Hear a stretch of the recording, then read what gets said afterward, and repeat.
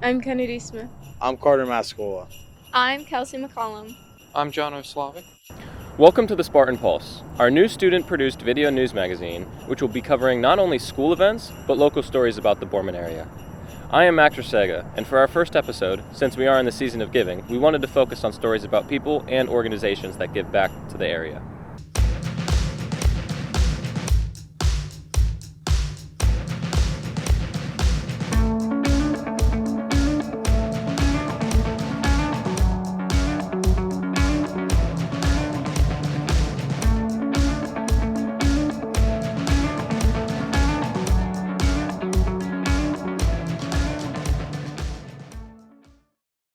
Hi, I'm Kelsey McCollum, and I'm here with Natalie Winkle to talk about food distribution at Boardman High School. Hi. Hi. How are you? I'm good. How are you? I'm doing great. So, during the pandemic, how did you manage to distribute food to the student body? When the pandemic first started, we really had a rough time because we only had a few days' notice as to how we're going to organize everything and get the product where we needed to get the product and get it organized in a way we could give it to the children or the students.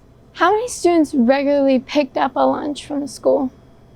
During the extreme emergencies of the pandemic, it was probably 500, but it was for the district and they would get 7 breakfasts and 7 lunches.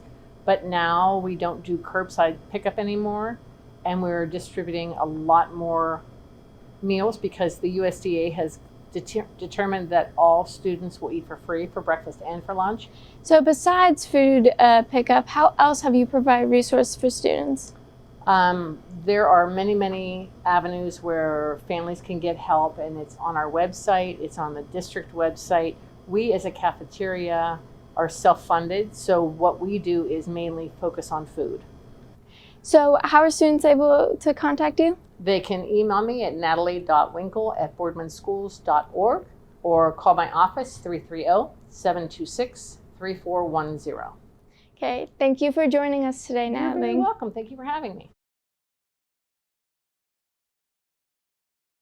I'm Max Rasega from BSTN, and today I'm joined by Michelle Apple, who is a breast cancer survivor and also the founder of the Apple Breast Cancer Warrior Foundation. Thank you for joining me today. Oh my gosh, Max, thank you so much. First and foremost, I'm excited because I am a 3-year survivor. And it's a very long journey.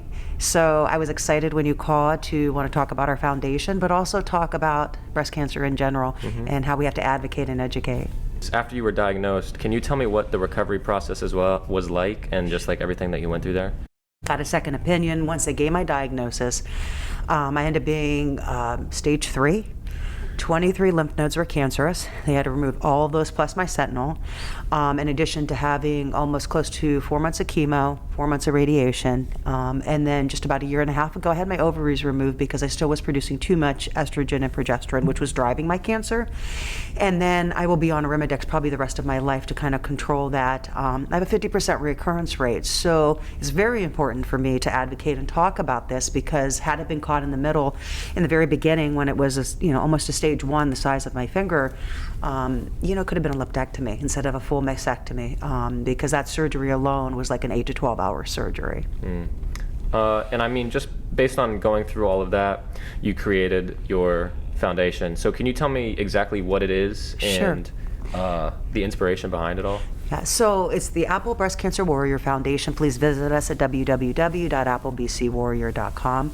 My girlfriend Jamie, when I got my diagnosis, was just saying recovering from breast cancer, and they told her she was cancer-free, which most patients hate to hear because not only do you not know, but when you hear that you think, okay, I'm cancer-free. So she started to have bone pain. She then went to the Spielman Center to get a second opinion here. She was metastatic. So she had to travel back and forth with a young daughter from Boardman, Canfield area, up to Cincinnati, Columbus. So it was really financially hard on her for medical bills and for additional travel expenses. So what we did was we did a cornhole tournament here at Boardman Park. We raised $10,000, and we weren't even a 501c then. It was basically me as a friend wanting to help her. Unfortunately, she passed away this last year, which was very difficult for me. So I wanted to continue the foundation because when she was alive and fighting like she did, she said, oh my God, I love softball tournaments, and I played softball at Youngstown State University. I'm a graduate, and so we talked about it, and we eventually did it. But the inspiration behind it was obviously for Jamie, because in her honor, but also to pay financial bills, to lessen that financial burden. My husband and I paid out of pocket $20,000. And then we talked earlier about early detection and how we need to talk more about doing 3D imaging as opposed to standard mammograms. So that was truly my drive for this foundation. I see. And since you said you had the cornhole tournament and the other tournaments, can you tell me just about what are all the tournaments and like fundraisers that you hold? Sure, and how the community can get involved. And this platform today is really exciting for me because we're based in Boardman, but our foundation covers Mahoning, Trumbull, and Columbiana. So we do a cornhole tournament annually at Boardman Park. It's the second Sunday in October. We did it this last time. Keep in mind, we couldn't do it last year with COVID. So we raised $13,000, which is truly remarkable. In the first year, we raised 10. So we do the annual cornhole tournament. We do a softball tournament for 8U to 18U. This year it's going to be in July again, so we'll start posting about that. And then someone did a pink party for us down at West 34th and raised $6,000. So we're proud to say we'll be 2 years in November, and to pay medical bills, deductibles, travel expenses, and these comfort bags that we're going to be talking about in a little bit, over $70,000. So we're having an impact in the community. And I think what's so important is that we're a local foundation, and we're hitting these patients personally. And it's a way that we can help financially, but also advocate and educate on breast cancer, which we need to talk about more. So basically, off of all of these tournaments and fundraisers, is this like your main source of raising your money and getting your publicity out and everything, or are there any other ways? So there are other ways that people can get involved. Besides coming to the events, you can also go to our website, which I said earlier, www.applebcwarrior.com. We have a donate button. But if you're financially hard for you to donate those type of things, you could always donate your time to these events and volunteer. When you go to our website, you're going to see many of the warriors that are involved in our foundation that we've helped locally, but you can also find a way to volunteer. All the contact information is on there. The other thing you can do, and we're going to be doing this November, we do it every year, is we do comfort bags for cancer patients. Someone had given me a comfort bag when I was going through my chemo. It meant the world to me. So what we do is a blanket with a message of hope from the foundation, but we also have children write messages of hope. So if there's any teachers out there that have kids, I know my neighbor is going to do it for her 7th graders, they're just going to write simple messages of hope. These go to all patients. So it's not just breast cancer patients, it's also someone going through pancreatic cancer, and we deliver it to the Hope Center in Warren and Youngstown, and also the Joni Abdu Center. We also do Grove City Oncology, and we also go into the Mercer, PA. And then we also do Joni Abdu, obviously. But these have messages of hope, a blanket. It also has lip balm, footies with grip, which we're in desperate need of. So if any of your viewers are out there and you'd like to donate and get a group together, footies that are non-slip, we're in really demand that we need. But we have lip balm, sanitizer, and just a multitude of things that you would use for comfort as you go through this chemo treatment, which is really hard. I really like that idea. I don't think that too many people realize just how much of an impact small little like gestures and anything like that can go a long way. And like based off of that, what would you say to anybody who's recently been diagnosed with any type of cancer or just going through any of it right now? Advocate for yourself. Be involved in the process of your care. And for anybody, not even just cancer patients, anybody going through anything, you need to be involved, you need to advocate. Don't lose hope, and keep your support strong. You know, people around you that can help you through this journey. Support is everything. And one of the other things we do at our foundation is we mentor newly diagnosed breast cancer patients with warriors from our foundation that are survivors, and they kind of help them along their journey. I want to thank you again for your time, and I was wondering if there was anything else you'd like to add. You know, Max, I just first of all and foremost thank you for bringing me on today. This is a great platform to help send the message. You know, one of my mottos is do not let cancer define you, but let it help you inspire others. So I'm hoping by being here today that maybe some of your viewers out there will be inspired to maybe come out and help our foundation. So thank you. Thank you very much. Don't forget to check out her website, and don't lose hope. From BSTN, I'm Max Sega. Have a great day.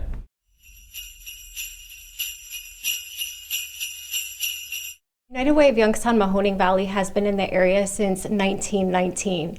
Our two basic focus areas in our community is early childhood education and emergency services. That's where we feel we can make the biggest impact with our donors' dollars. We've helped Boardman schools specifically in many ways. We have an early childhood education program called Success by Six that we partner with the elementary schools. We also have a young women's mentorship program that we have in Boardman Center Intermediate, where we have mentors come in and work specifically with young girls in the 5th and 6th grade. And then also through COVID, we have given out grocery store gift cards to Boardman schools to pass along to families that may be struggling during this time. Yearly, between United Way and our funded partners and programs, we serve over 200,000 families in our community every year. We fund over 30 partner agencies all over our community doing that boots on the ground work every single day. One of the things United Way is looking at is a volunteer community center. Through COVID, we've had so many people step up and want to get involved with United Way, especially young people. One of the biggest things that we've started out of COVID is something called our Saturday of Caring. And what we do is once a month, we go out on the third Saturday. We bring volunteers, they come, they pack food and necessities, and we deliver about 350 bags to families all over Mahoning County, including Boardman. And these are families that cannot get out, whether it's transportation issues or whether they are immune compromised or cannot get out due to COVID. United Way raises about $3.1 million for our community every single year. And the thing about United Way of Youngstown is we have amazing partners and support, and the work that we do touches so many people, and that's why people should really give, and especially through COVID because the need is only getting bigger. My favorite part of the work personally is seeing it. So going out and seeing our Saturday of Caring happen on the third Saturday and seeing the work that we do directly is the absolute best part. You can get involved with United Way by calling our office at 330-746-8494 or visiting our website at www.ymvunitedway.org. If you have a story idea or like to make a guest appearance on BSTN, contact us via our email. Thank you for watching Spartan Pulse.